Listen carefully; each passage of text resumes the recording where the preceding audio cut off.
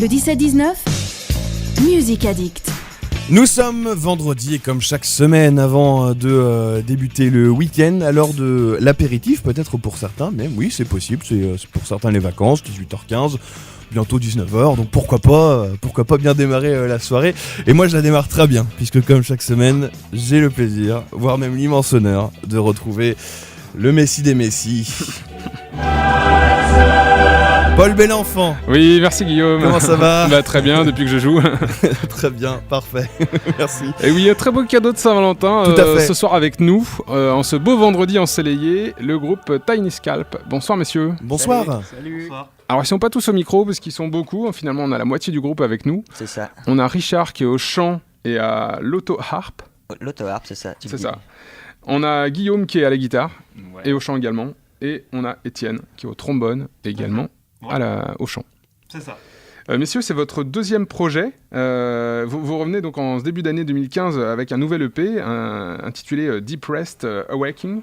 Un disque qui se marierait très bien, je pense, à la BO de Into the Wild.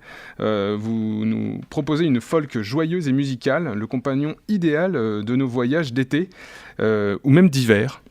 Et d'ailleurs, à l'écoute des morceaux, on n'a qu'une envie, celle de tracer la route en votre compagnie. Est-ce que c'est l'envie qui vous a un petit peu mené sur ce disque ? Après, ouais, c'est un peu imagé, mais je pense que plus simplement, on essaie de faire une musique qui nous ressemble et voilà. Je pense pas qu'on se pose vraiment ces questions-là quand on compose la musique. Ou, tu vois, c'est bien après d'essayer de le mettre des formes là-dessus, mais je pense que c'est beaucoup plus instinctif et moins réfléchi. D'emmener les gens dans une direction particulière où on essaie de faire ça naturellement, quoi. Alors 4 années se sont écoulées depuis la sortie du premier EP éponyme. Oui. Le line-up a également évolué. Suite à l'intégration de nouveaux membres, est-ce que c'est plus long de mener à terme comme ça un nouveau projet ? C'est plus long, c'est plutôt qu'on a eu des embûches en cours de route. Effectivement, ça demande plus de travail de mise en place, d'intégrer des nouveaux musiciens, de souder ce rassemblement de personnes et de trouver, de jouer sur la même longueur d'onde, d'être vraiment bien ensemble, quoi, à jouer. Ça demande du travail sur les arrangements des chansons, qui étaient vachement plus épurés. On était à la base, donc tous les trois, Guillaume, Étienne et moi, juste avec des guitares. Donc là, on a ramené pas mal d'instruments. Il y a ce changement de line-up de personnes qui est venu en plus, mais il y a aussi des instruments qui sont venus en plus. Il y a l'auto-harp qui n'était pas là à l'origine. Il y a du clavier, il y a du trombone. Il y a effectivement plus le banjo, plus des guitares électriques. Voilà. Il faut que tu parles plus près. Non, mais c'est ça s'enrichit, mais on n'a pas l'impression d'une lourdeur ou que c'est fait comme ça pour dire de les mettre. On sent vraiment que sur les morceaux, il y a une harmonie qui se détache. Voilà. On sent que par rapport au premier projet que j'ai eu l'occasion d'écouter aussi, une vraie évolution, une maîtrise. Vous avez été plus exigeant aussi, vous, avec... Il y a une maturité aussi, on était plus jeunes, on faisait ça un peu...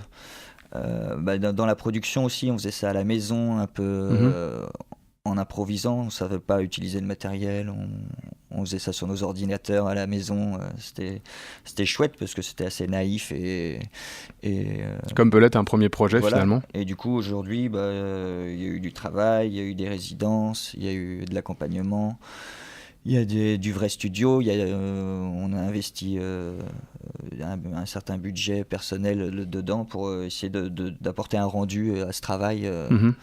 Et voilà, c'est pour ça que en fait, l'année dernière, on a fait très peu de concerts parce qu'on s'est vraiment concentré sur le travail, même si c'est qu'un 5 titres, mais c'est pas un album non plus, c'est un mini-album si on peut dire. Mais c'est pour retracer surtout une période un peu antérieure du groupe et pour pouvoir passer à autre chose aussi, je pense. Ouais. Parce qu'on est déjà sur d'autres choses, avec des nouveaux instruments, avec le clavier, l'orgue et tout ça. Donc je pense qu'on travaille déjà sur des choses nouvelles et que c'est une étape en fait. Vous clôturez un chapitre en ouvrant sur le prochain. C'est ça. On a toujours été un peu je trouve en décalage un peu avec nos envies. Pas nos envies, mais je dirais qu'on défend toujours sur scène quelque chose qui est forcément pas cette date, mais qui est déjà qui a été mâché, qui a été retravaillé, qui a été digéré. et on a envie d'être déjà dans la prochaine étape. Donc il y a toujours cette espèce de cette petite latence. Mais, alors vous êtes 6 dans le groupe actuellement. C'est ça. Donc vous 3 et puis ceux qu'on n'a pas encore évoqués mais qu'on va citer, donc Jean-Félix à la guitare, Tony à la batterie et Thomas au banjo. Là aussi la formation elle est amenée à s'étoffer ou là vous avez atteint le... Non, je pense qu'on atteint quand le même quorum. Une certaine limite. On a toujours des invités, par exemple sur le disque, on a Bruce. Pardon. Retailleau qui est venu faire de la trompette. Mais non, après c'est aussi en termes de... C'est triste à dire, mais de rentabilité, c'est déjà très dur de jouer avec un groupe où on est 6 musiciens, de trouver les subventions pour payer 6 artistes sur scène. Donc non, là déjà, on vous est avez pas mal atteint la au complet, formation. là, ouais. C'est pour ça qu'on fait tous plein d'instruments sur scène et qu'on change d'instrument, parce que ça nous permet d'être encore plus nombreux, mais juste dans la musique et pas sur scène, pas sur le plateau. Justement, on disait 4 années. Est-ce que vous avez été attentif plus aux détails aussi sur ce projet, outre l'arrivée de nouveaux membres et de nouveaux instruments? Est-ce qu'il y a des choses aussi auxquelles on prête plus attention, forcément, sur un deuxième projet? Je sais pas, les autres. Je pense que c'est plutôt une question d'écriture et d'évolution de l'écriture, quoi. Vous êtes laissé le temps aussi, justement, d'écrire comme ça, Je pense qu'il y a plusieurs choses. Il y a, comme on disait, l'arrivée de nouveaux instruments qui, des fois, sont source aussi de créativité, et de nouvelles choses, de nouvelles inspirations. Il y a des nouveaux projets parallèles qu'on a fait tous aussi, parce qu'on a tous pas mal de groupes. On a un collectif sur Nantes à Trampolino qui s'appelle My Name is So How Do You Do, et on a beaucoup de groupes dedans, et donc dans des styles vraiment variés. Ça peut faire du garage, de la folk, du rock, des reprises, enfin c'est très très vaste, du métal. Et du coup, il y a tout ça aussi qui font que des fois, ça prend du temps parce qu'on a tous des choses à côté. Et puis, qu'est-ce que je voulais dire? Je sais plus. Voilà.